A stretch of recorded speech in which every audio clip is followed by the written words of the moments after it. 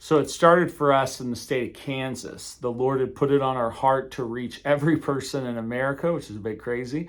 But He is passionate about reaching every single person. So we said yes, and we began to pray, and the Lord led us to the state of Kansas to pilot this idea of creating strategies state by state to reach every person in their state. And so as we built an alliance there, we began to work in different cities and communities and beginning to develop a model for what this would look like.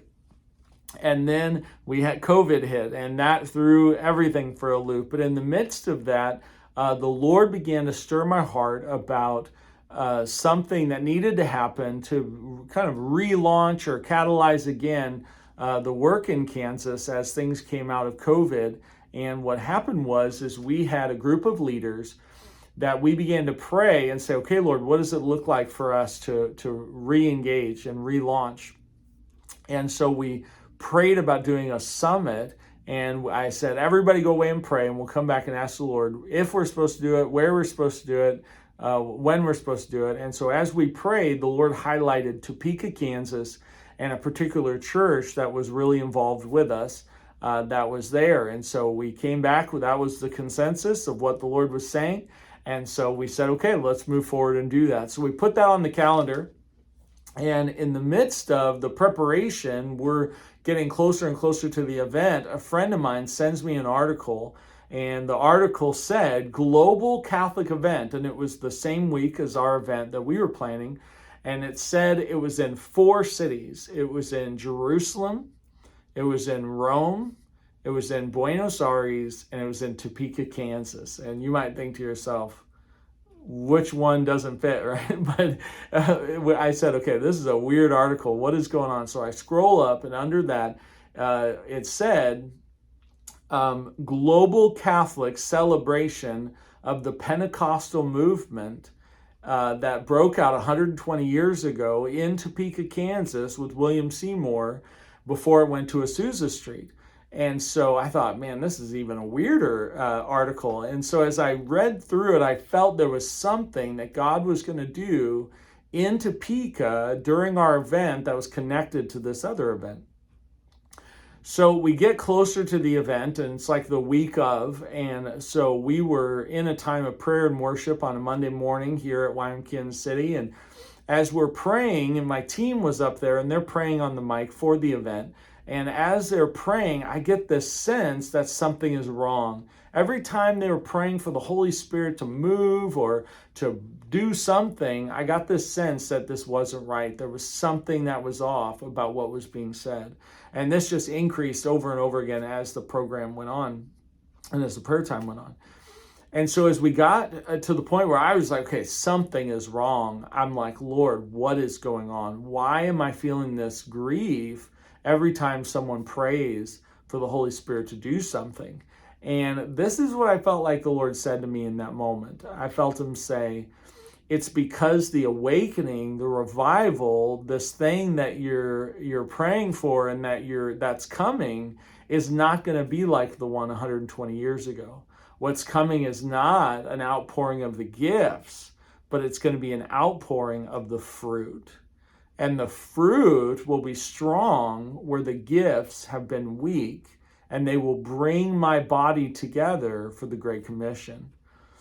So my brain just went, what in the world is an outpouring of the fruit? And what does an outpouring of meekness look like? What is an outpouring of patience? And so I was just really wrestling with this. And I went back to our Kansas team and I said, hey, I just got this word I want to submit to you and get your sense. And the pastor of the church that we're hosting the event at, Southern Baptist Church, said, that is the word of the Lord. That is what's going to happen. And we should trust God for it. And I said, wow, okay, let's go after it.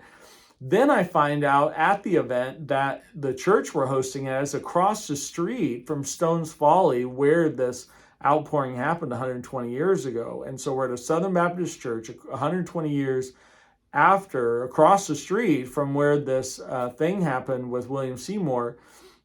And honestly, I didn't know what to expect. So we go into the event, and man, there were so many things that went wrong. There were so many things that didn't go right, and all these different issues. And one of our partners who had come in from Nashville kept coming up to me saying, Joel, I have a word for you about this event that I felt in prayer. And I said, okay, what is it? And they said, this event is flawless. And I'm like, man, you're a really nice liar. There's this thing is not flawless. And he said, no, Joel, it is. It's flawless. This event is flawless. I'm like, all right, whatever. So we go through the event, and it was different. There wasn't anything to watch on the stage. It wasn't like there was some overt thing that happened, but there was a pervading sense of family. And that's what we discovered the outpouring of the fruit looks like. The outpouring of the fruit feels like family. And the presenters were serving and helping with chairs. There was no divas. There was no sense of, somebody's a rock star. It was just a bunch of humble people that really, even during COVID, had abided and just gotten sweeter through that process. Some got more bitter, but this group, as they came together in the spirit of John 17 unity, there was this outpouring of family that I believe marked people. There was a number of people that were coming up to me during the event saying, Joel, we have to take this everywhere. And I said, take this everywhere? They said, yeah, everywhere. We have to take this everywhere. After the event, we did a debrief with the national partners and some of the people from the church. And a lady from the church said, this was the weirdest event we've ever held. There was not one complaint at any point, and that's a shocker. And so this storyline continued to emerge. And even after the event, I was having lunch with some people that had flown in for it, and we were just wrapping up and they're leaving. And I texted to my team, hey, great job pulling off a flawless event. And I put LOL, and I sent it to my team to make a joke. And when I sent it, I felt the fear of God come on me. And I felt the Lord rebuke me and say, Joel, it was flawless. And I said, Lord, how in the world would we do a flawless event that was full of problems and things that didn't go right? And I felt the Lord say, because against such things, there is no law for you to break. And again, my brain just goes, oh my gosh, like, did we just do a flawless event that was full of issues and problems because we abided and we operated in the fruit of the Spirit? And the Lord began to expose to me as I was praying through this that a lot of even the professionalism in the church, particularly in the West and places like America and others, actually is covering for a lack of the fruit of the Spirit, because honestly, the only way you know you have the fruit of the Spirit is when things go wrong, is when things don't go as planned. And I think we've covered up a lot of immaturity spiritually that I believe God is exposing in this hour. And there's a lot of that, I believe, that's emerging. The Lord has continued to take us on this journey. And the next summit that we held was in New England. And we had this unbelievable time there where God really touched people. And I said, oh, wait, we're in another historical revival place. We were at a Southern Baptist retreat center, and God did this special connection around family and around us coming together. Our third summit was in, you might have guessed, Southern California. And so the Lord did a special work there as well. God is redigging these old wells for a new season. But I want to tell you, it's different. It's quiet. It's humble. It's meek. It's not loud. It's not, something you can fake. And it's about unity. It's bringing the body together as family.